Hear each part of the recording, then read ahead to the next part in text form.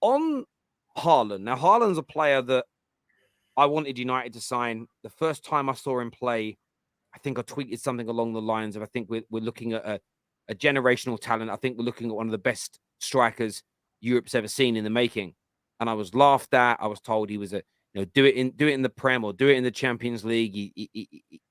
He's a tap-in merchant. So I want to read these numbers off here about Haaland for a moment. These numbers are incredible.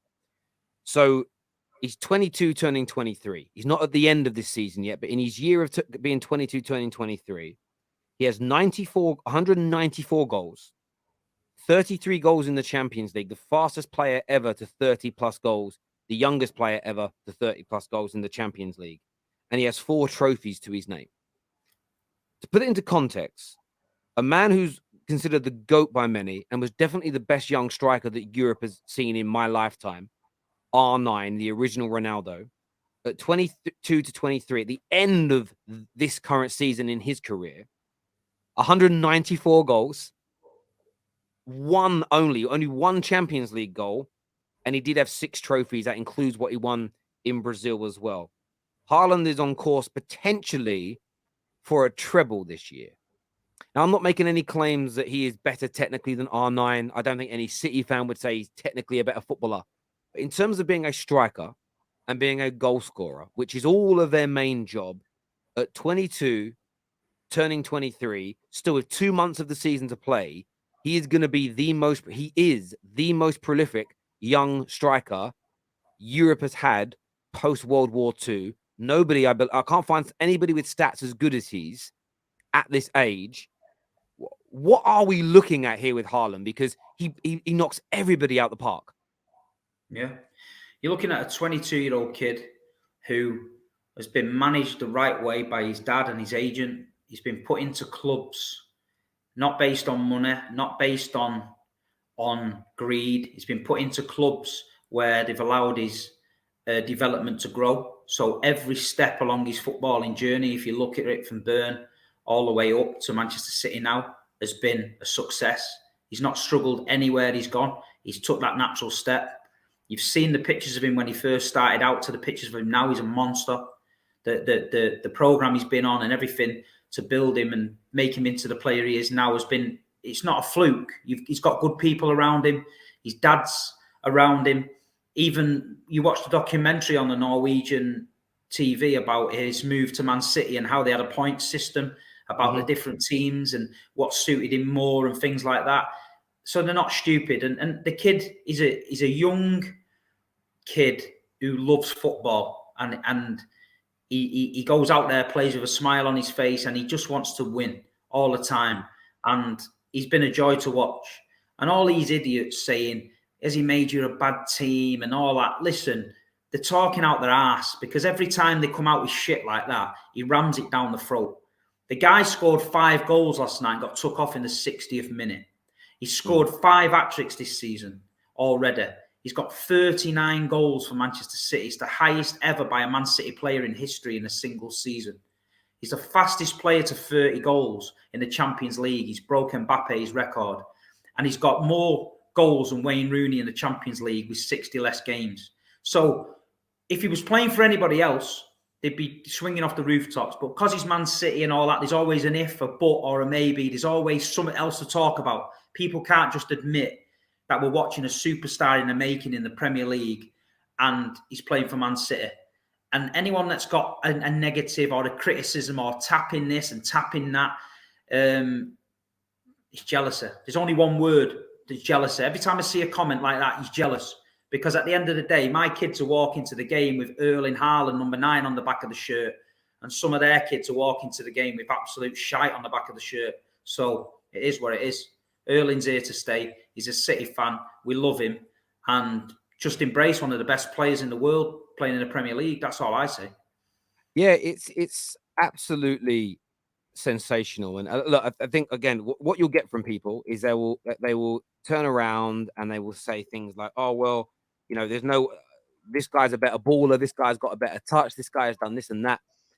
The thing is with footballers, we're talking about at the age of 22, 23. Someone in the comments said, what about Gerd Müller? Gerd Müller were born in 1945. So at the end of the 1968 season, 22 turning 23, he had 179 goals. And Gerd Muller, again, just out of this world. Haaland, statistically speaking, on a trophy level, in terms of his performances in games, this man is on par with these guys as a performer. Now, in terms of everybody's preferences, in terms of everybody's I like this guy more. This dude's got better touch. This guy's got better skills. This guy moved me more. This guy made me feel better. I understand all of that, but that's a personal preference. What cannot be taken away from Haaland is the sheer power, the sheer animalistic nature, and the delivery outputs and clutch nature of this individual. Now he's got to go on to win major trophies in terms of the longevity element. And there's no way this guy is going to go through his career and not win Champions Leagues, not win, and definitely not win major domestic league titles. And I think once he starts adding those accolades in as well, that kind of ticks every single box. And I honestly believe this. He's in my lifetime, he's the best young striker that I've ever seen. He's the best outright finisher at his age the Premier League has ever had. You can forget Kane, you can forget Henry, you can forget Michael Owen. At 22, 23, this guy he's blown them all out the water. He's blown every single one of them completely and utterly out of the water. He's already inside the top 25 Champions League goal scorers of all time, and he's 22 years of age. Mbappe, by the way, on 40, 41 goals in 60 games. Again, he's a phenom as well, and I'm not even playing Mbappe down. But Haaland, more goals at this age than Gerd Muller, the same amount of goals at this moment as R9. But by the end of this season, look, was he going to have 10 more, 15 more goals, Haaland? Maybe you'd say he's got 10 more goals. He'll be ahead of all of those players at the same age point. That just needs, there's a comment here actually says, what does best footballer mean? Well, again, it's too difficult to define because everybody's going to want their own definition. People want their own definition so they can put their own players top. I'm simply looking at this as, again, someone's ability, somebody's outputs, somebody's achievements. And at 22, 23, you compare him against the greatest ever in his position as strikers and as attackers. This guy's stacking up in every single which way, and it deserves credit as opposed to him being written off as some weird tap-in merchant. Because if tap-ins were that easy, why aren't there other players at 22, 23 scoring this amount of goals? And you can't blame it and say, oh, it's because he's in a City team and City system. He was doing it at Dortmund. He was doing it at Salzburg. He was doing it in the Champions League for Salzburg. Have their strikers since been doing it? Not to his level? Absolutely not. He's out of this world. He's out of this world.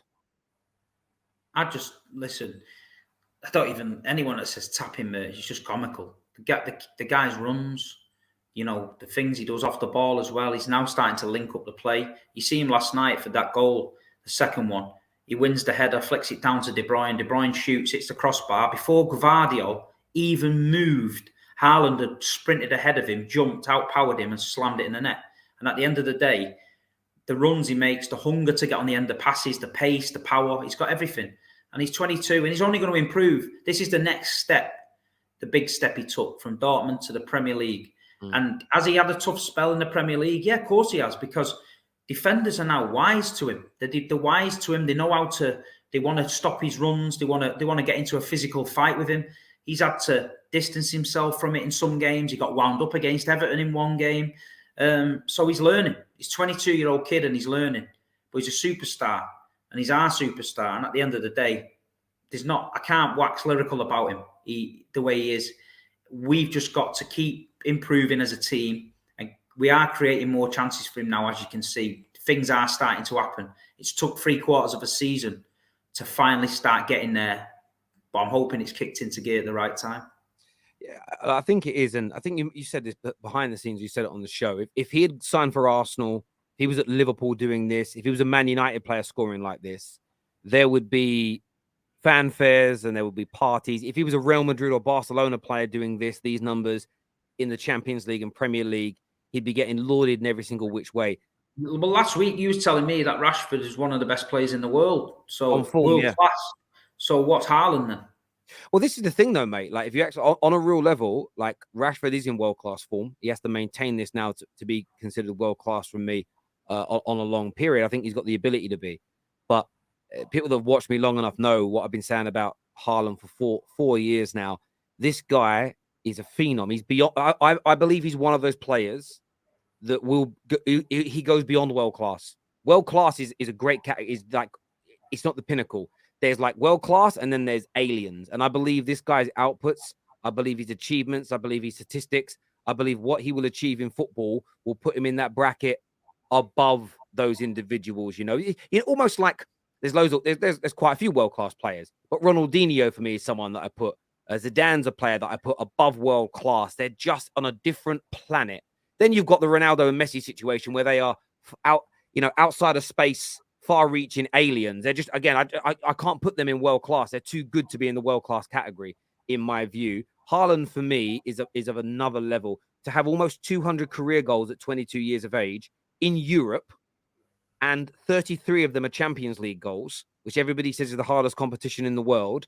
He's already at a world-class level. And if he continues to grow and do this, so you add the longevity and the achievements to it, he goes into the stratosphere. He goes, I don't know what to call the category after world-class, but there has to be a name created for it. Or we push everybody else lower. I don't really mind which, but he is beyond Rashford. He's beyond Saka. He's beyond all the only young player within his category is Mbappe. He's the only other guy. And they're different from each other in certain ways, but they're the only two because their level of consistency and outputs is abnormal for their age. There's Gerd Muller and R9 are the only two I can find at their age that had similar numbers for 40, 50, 60 years. Like, that's how rare they are, bruv. Like, this guy is something else. And people are going to call him out, as we say, a tapping merchant.